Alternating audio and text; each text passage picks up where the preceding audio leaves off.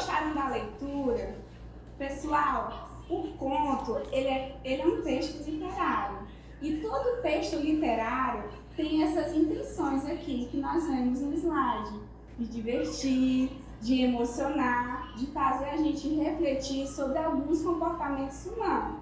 Nós percebemos que o enredo que a história Olhos d'Água nos traz é de uma mãe que cuida das suas 7 filhas sozinhas.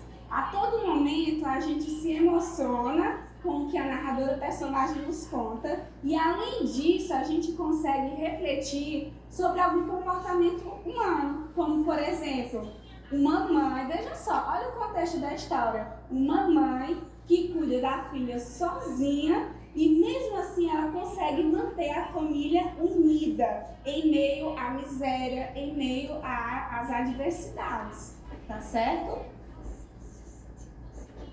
E um conto, ele possui essa organização aqui que nós estamos vendo no slide. Todo conto, gente, é dividido, é desenvolvido a partir de um único conflito. O que é o conflito? O conflito é uma situação que o narrador dá para o personagem e que vai desencadear todo o percurso da narrativa. Tá? No conto que nós lemos na aula de hoje, nós podemos perceber que o conflito gira em torno da seguinte pergunta: de que cor é os olhos de minha mãe? A narradora personagem, ela tinha essa dúvida, ela tinha esse questionamento existencial, ela tinha essa angústia, e isso é considerado conflito. E a partir desse conflito é que todo o percurso da narrativa vai ser gerado, tá? Em seguida, nós vemos a presença do clímax. O que é o clímax, gente? É o ápice, é o ponto de mais tensão de uma narrativa. Tudo que está ali no clímax é o desenrolar para a situação final da história, ou seja, para o desfecho, para o final da história. No conto Olhos d'Água, a gente consegue compreender que o clímax, ou seja, o ponto de mais tensão da história, foi quando a filha pôde se reencontrar com a mãe. Ela não tinha um questionamento, ela tinha uma dúvida a respeito da cor dos olhos de sua mãe. E essa dúvida foi ser sanada, essa dúvida acabou no momento do reencontro. No reencontro ela pôde perceber finalmente que a cor dos olhos de sua mãe era cor de olhos d'água. Por que cor de olhos d'água? Porque aquela mãe sofredora sempre carregava consigo os olhos lacrimosos, tá certo? Uma narrativa, um conto, pode ser narrado em primeira ou terceira pessoa. No caso da narrativa Olhos d'Água, a gente percebe que ele está sendo narrado em primeira pessoa, ou seja, existe um narrador personagem lá dentro da história. Certo? Toda vez que a história é narrada em primeira pessoa, a gente diz que o narrador é personagem, faz parte da história. Mas existem contos que são narrados em terceira pessoa. E quando isso acontece, a gente diz que o narrador é observador. Ou seja, o narrador está fora da história. O narrador está apenas observando e contando uma história de outra pessoa. Tá? Em um conto, o espaço é delimitado. O que é o espaço delimitado? O espaço é reduzido. Existem contos que acontecem em apenas um ambiente. No texto Olhos d'Água, a narrativa ela está delimitada em 2 espaços. Quais são eles? O primeiro espaço é o espaço atual, onde a narradora personagem mora. O que a gente sabe desse espaço, gente? A gente sabe apenas que ele fica distante da cidade natal da narradora personagem, certo?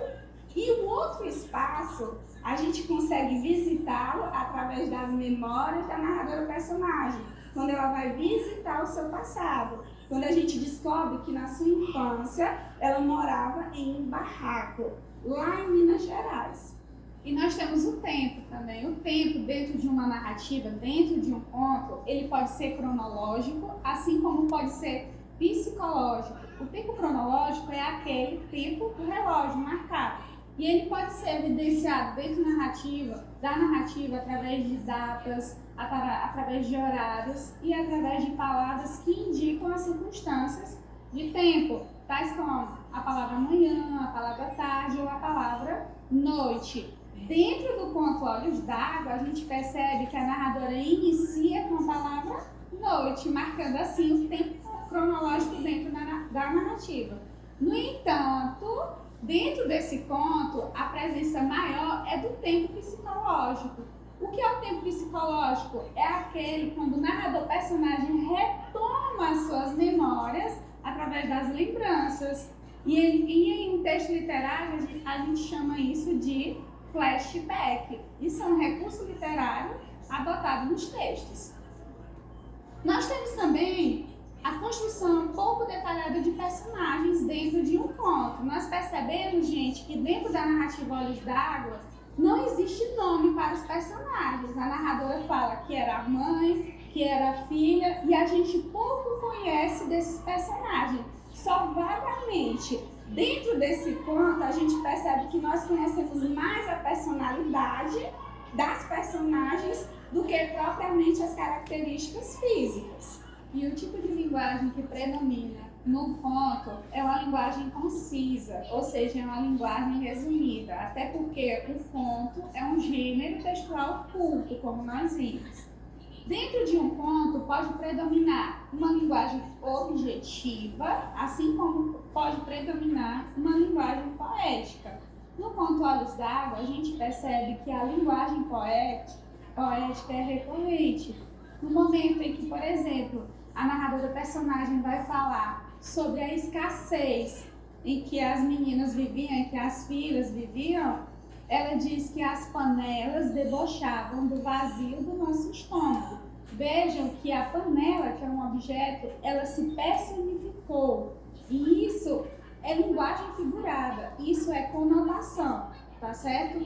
Quando a autora utiliza esse recurso, ela está optando por uma linguagem poética. E a linguagem poética ela vai predominar ao longo do texto da Conceição Evaristo. Nós percebemos lá no decorrer da narrativa que ela faz uso de repetição de palavras, como a palavra chovia, chorava, chorava, chovia. Esse recurso de repetir palavra é utilizado mais em poemas, mas ela usou isso para intensificar a mensagem que ela queria dizer. O som do CH que se repete lembra o som da chuva. E vocês viram que sempre a narradora personagem vai comparar o olho da mãe dela, a umidade do olho da mãe dela com elementos da natureza, tais como o rio, tais como a água, para relembrar o barulho da chuva.